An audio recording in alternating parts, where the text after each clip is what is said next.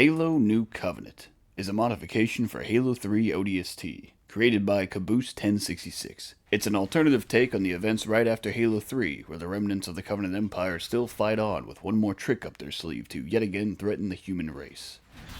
God damn it. I'll be discussing three major aspects of the mod that I think are the most significant as far as modifications to the game goes. One of these aspects I think the mod does a very good job with, one I think is okay, and one I think is done terribly. Since this is a story-based mod with its own unique levels entirely separate from the vanilla Halo games, I must warn you that there are spoilers for the mod. Before I get into it, I will say that it's worth playing at least once, especially if you're looking for an original mod. Most campaign mods for MCC are tweaks or overhauls to the vanilla missions, but this mod does the opposite, where the levels and story are entirely unique, but the sandbox is relatively untouched.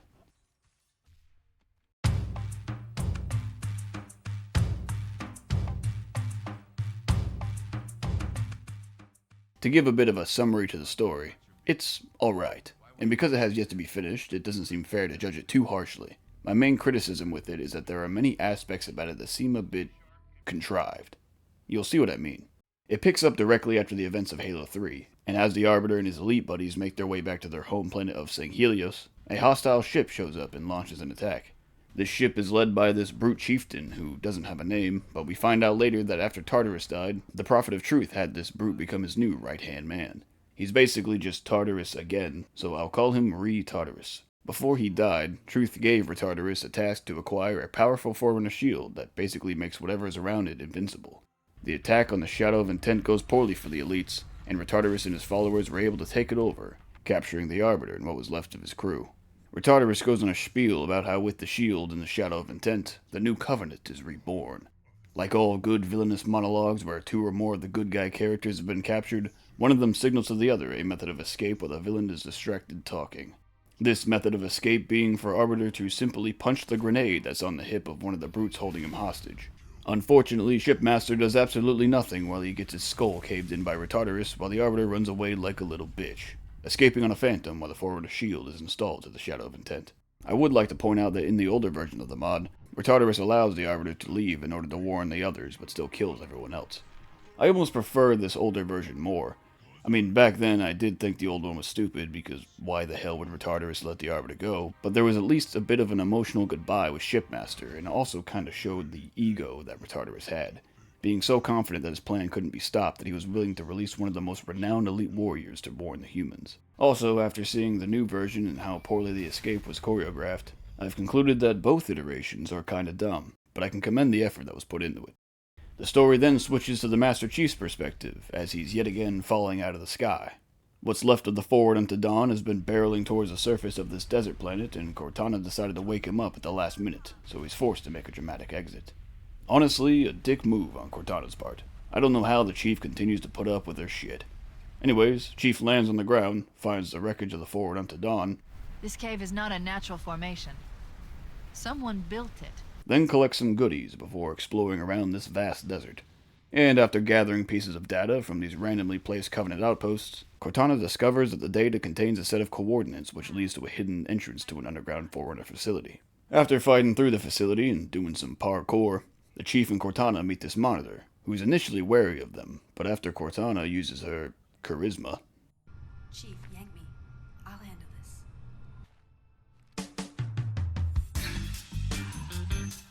It's very nice to meet you. Oh, hello. The Monitor tells them that his super awesome badass shield has been stolen, the same shield being used by the New Covenant. The Monitor then allows Cortana to contact the UNSC to come pick them up. All the main characters then stand around this table and address the situation. Oh yeah, I forgot to mention that Lord Hood found Arby floating around in space earlier. That was yeah. Anyways, the Monitor explains that the shield which was stolen has a bypass module that was created by the same research station that created the shield, before sending the shield to this specific listening outpost for testing. Absolutely nobody brings up the major coincidence that out of every planet Master Chief could have crash landed on, it happened to be the exact planet with all the necessary plot devices to drive the story forward. So, what they figure out is that the Shadow of Intent, now under control by the New Covenant, are on their way to the human colony of Endesia. The Arbiter volunteers to retrieve the bypass module while the Chief and friends intercept the Shadow of Intent. What the Arbiter finds at the research station is that it was overrun by flood, and another grave mine was created in the meantime. Because of course it was. So, arriving at the research station, the Arbiter not only must retrieve the bypass module, but also must kill the new Gravemind here. Apparently, even though the first one from the original games was shown to be the single most dangerous threat to the galaxy that took the firing of a Halo ring to kill it, there's just been another one here the whole time. Luckily, the Arbiter kills it by making a small incision with his sword and throwing a grenade in it, which is just an embarrassing death for a Gravemind. Anyways, new Gravemind dies, bypass module is acquired, and then the end cutscene plays, which shows a flashback from the perspective of Retardarus to show how he got to where he's at now. And the story ends with the new Covenant fleet on its way to Indesia, basically ending with a to be continued. Presumably, the next mission will take place on Indesia from the perspective of Master Chief, and I'm interested to see how that mission plays out. Overall, the story has a somewhat basic premise, has some cringe dialogue.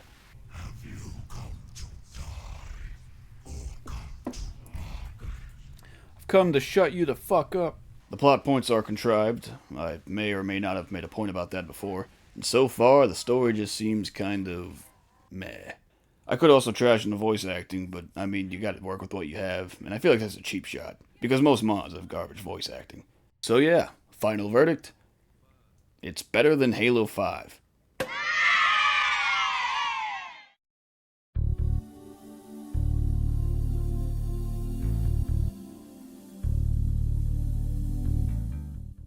Next, I'm going to talk about the level design, which I think the mod deserves praise for, specifically for its beautiful set pieces. All three missions do an amazing job at creating unique and wondrous areas that make the player feel small in comparison. It's a feeling that I can only describe as, holy shit, this place is fucking huge. I really do admire the visual aspect of these levels. It's very stimulating to my balls. My eyeballs, I mean. That's a stupid joke. I should get rid of that. Fuck it, whatever. As far as custom maps in Halo go, I really do think these take the cake when it comes to visual design. I wouldn't have flown around in theater mode to capture these cinematic shots if I didn't. The first mission has some really cool set pieces that are all unique from each other and feel like they would belong within a Covenant carrier, such as the Shadow of Intent. My favorite area has to be this reactor room, which seems like inspiration was taken from the Halo 2 cutscene where Master Chief blows up the carrier with the Covenant's own bomb. Then there's this beginning room, which is modeled after the first cutscene. There's even a chair. You can sit in this chair. Yeah. The second mission takes place in this massive desert, and although it's a mostly empty and barren wasteland, I actually really like it. It gives off Mad Max vibes driving around in the chopper, fighting other convoys of vehicles, or scouting around, temporarily stopping and getting out to use the sniper to do some reconnaissance on enemy positions far off in the distance.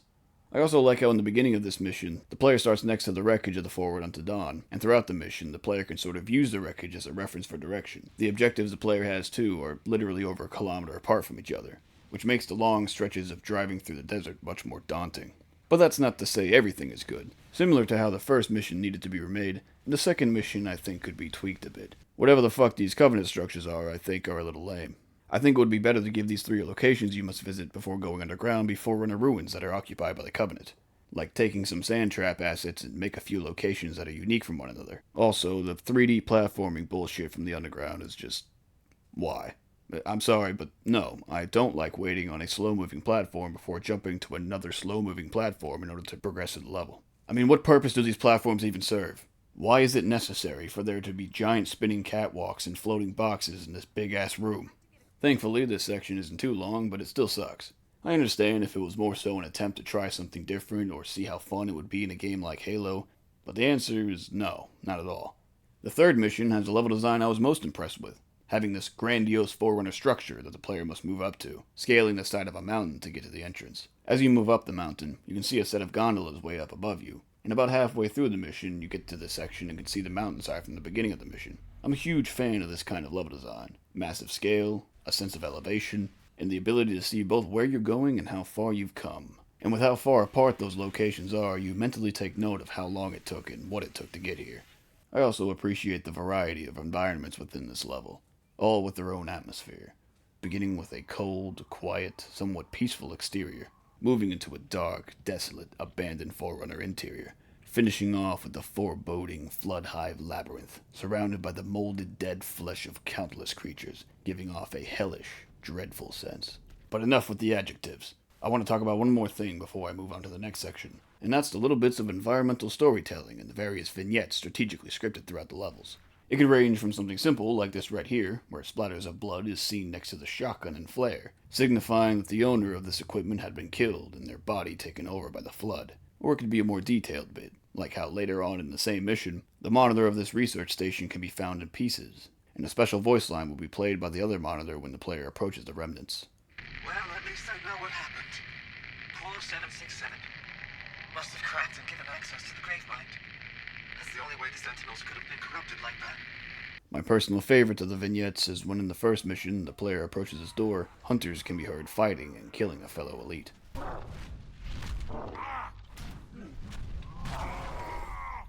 Shortly thereafter, the player will encounter hunters, who could plausibly be the same ones from beyond that door. Stuff like this is nice. It adds little sprinkles of charm to the levels. Really, none of this could have been bothered to be implemented, and it wouldn't have made a significant effect, but the fact that thought was put into it at all shows an appreciation for subtle details that may go unnoticed by many, which is something I can respect.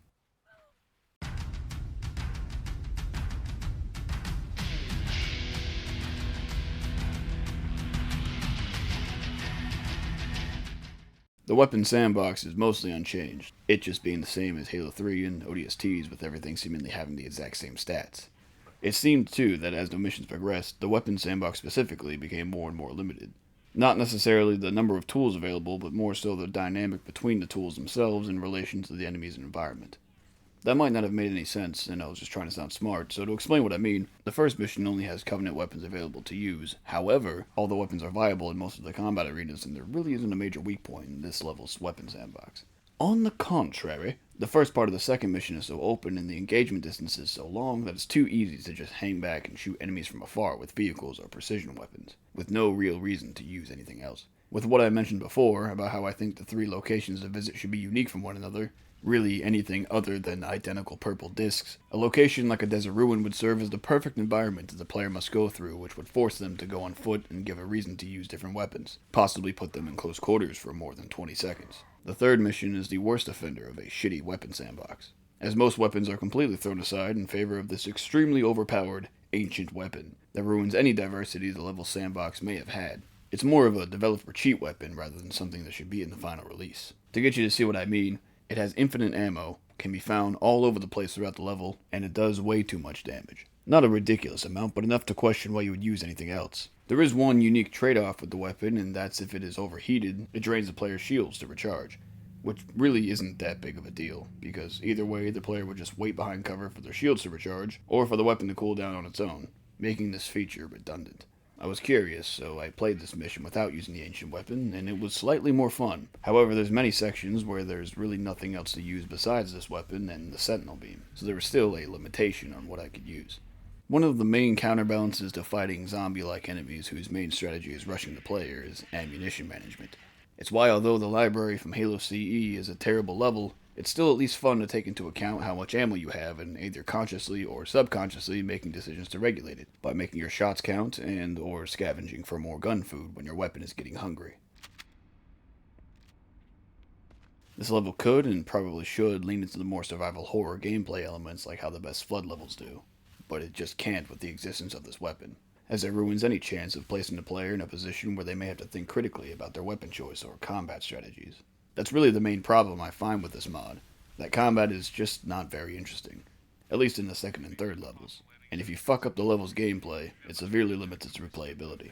The mod may be fun the first time you experience it, but once you've seen what there is to see, there really isn't much of an incentive to come back. It was actually really annoying. I don't like this anymore. Yeah, that wasn't fun. Let's talk about bugs and glitches. As with any mod, it comes with its own set of bugs, but nothing major. There's an instance of enemies not having weapons, or some rare, inconsequential AI pathing issues. The most notable bug, which is mentioned in the mod's description, is the audio bug that inevitably occurs if one is to play the next mission without returning to the main menu.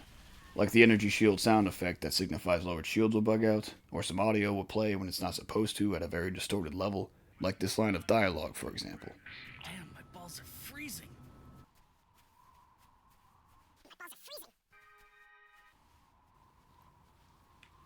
What the fuck did I just hear? It was funny the first couple of times, but after the third time it just got annoying. Yeah, I'll hail him. Alpha team to Charlie. It just keeps going. Oh my god, shut up. The only way to fix this is to return back to the main menu. So just make sure that when you finish a mission, load up the next one from the level selection.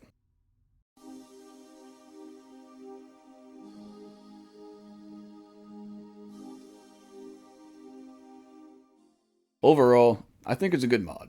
The author has shown improvement with his work and willingness to go back and revamp what was lackluster before. Although I portray myself to be a cynical asshole, and much of my critique most definitely reflects that, I do think it has real potential to be something great. So my negative criticisms of this mod is my way of showing the mod author, if you were to ever see this, what I believe could be legitimately worked on. I know the work put into this was not easy, and it takes a lot of time and effort to bring a project to the level this mod is at. Caboose, if you ever do watch this, keep working on this. I, as well as many other dedicated Halo fans, are very interested to see where you take this next. You have a good thing going on here, and I believe it has the potential to be one of the greats in terms of original modded campaigns for Halo. I wish you luck, fellow Halo enthusiast. May your passion go unwavered in your pursuit to bringing this project to fruition.